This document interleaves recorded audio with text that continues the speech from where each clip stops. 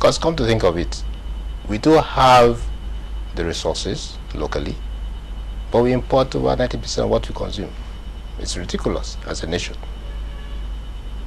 It's just to encourage the right people to invest in Nigeria, and then we are on the road to greatness as a nation.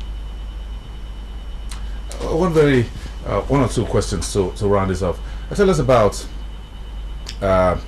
the man at the top, the president of the organization, Aliko Dangote. How does he feel about it? The last time I personally had an interface was at the listing of Dangote Sugar Refinery in 2008, and he was quite optimistic about the fact that many more Dangote companies will come to the market and all that.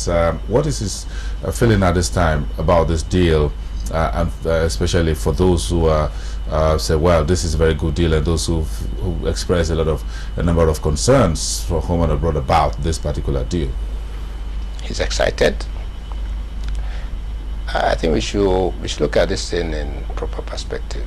There will be concern, and these concerns will be dealt with. When we came with sugar, flour, there were concerns at that point in time. It's a one-man business, coming to the market, blah, blah, blah. Those concerns are not there. People are happy with companies on the stock market. Likewise, this one, they'll also be happy. We took PCC from ground zero. The minority shareholders that are raising these concerns today, for the past how many years, we've satisfied them considerably well. And so for him, coming to the market is two things. One is that the real value creation and the wealth creation we're talking about is for actually the minority shareholders. Aliko Dangote will not cash his shares on the market. The shares will just be there as, yes, it's valued at this level, but he can't cash it. And that's the reality. The day he starts to cash the value for those shares, the price will drop. So his own interest is not to sell his shares. As long as the shares stays up there, he remains on the top 500 Forbes list, the richest man in the world. That's good. Is that the end game? No, that's a byproduct of the game. That's not the end game. That can be the end game. A very interesting question. How did you guys walk away with a slap on the wrist as far as listing fee is concerned with the stock exchange? We landed just about 500 million naira when you ought to pay more. That's not right. It's not right, or it's not correct? It's not right, and it's not the comment is not right. The assumption is also not correct. The advisors put in the right numbers, and it depends on how you structure your deal. There was no waiver, there was no whatever it is. Earlier on he said BCC to absorb Dangote Cement. If that had been the case, then the listing fees would be a lot higher than what you're talking about. It's a matter of the structure of the deal that generates the kind of fees you will pay. So there was no special discount, there was no waiver, there was nothing like that. The structure of the deal will give you this kind of cost. And anybody, any advisor, any investment banker, any stockbroker can do the same numbers and whatever the same amount that you quoted. You folks are businessmen, and as businessmen, is to walk away with as little tax or charges as possible, isn't it? Within the ambit of the law. Within the ambit of the law? Yeah. Very interesting. Okay, so when is the listing? Another question, one or two, whether it's October or November, you read newspaper stories about what we have put in place is enough room for the process. The meeting is on the 28th. That's next week, Tuesday. Then we need to go back to court for court to sanction the decision of the shareholders. We need to go back to SEC for SEC to wrap up the approval, and then we go back to stock exchange. And we're allowing time that is a target date for 5th of November. It could be earlier, depending on how fast we can get approvals from these various bodies. But the target date is 5th of November. But it could be earlier.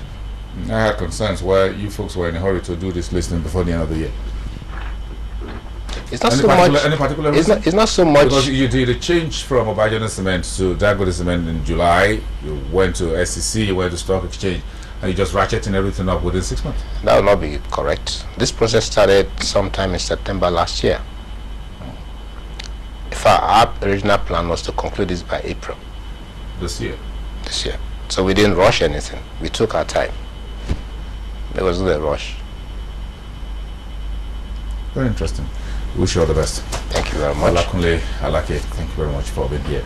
And that's about the wrap of the program this Friday, the 24th of September. From Monday, we begin the search for Nigeria's CEO. Decision 2011, Approach Embassy, a special engagement and a very special edition for you on Thursday. It's a 4 trading day for next week. Bismarck Rwani from Financial Derivatives, the chairman of the editorial board of the Guardian newspapers, and Olufemi Awoyemi, the CEO at Proshare and the head of analysts, will be here for a panel discussion 24 hours before the country's 50th independence. So we'll look at investing in Nigeria PLC. Let's get the new CEO or the CEOs who are angling for the job to queue up and answer questions, the economic and markets debates. We hope you have a very nice day and to have a very great weekend ahead of you. Bye for now.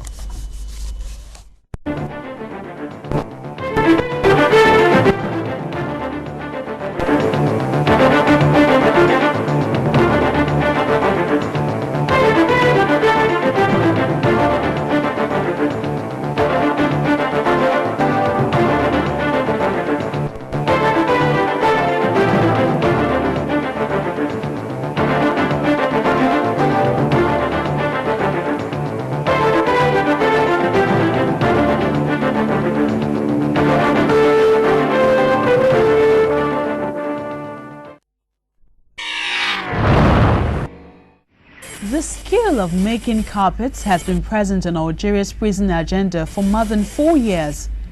The aim of the project is to help prisoners craft a new life for themselves after they leave the cells, with the government giving prisoners a license to open their own workshops. Telou Zakir has been teaching the inmates how to work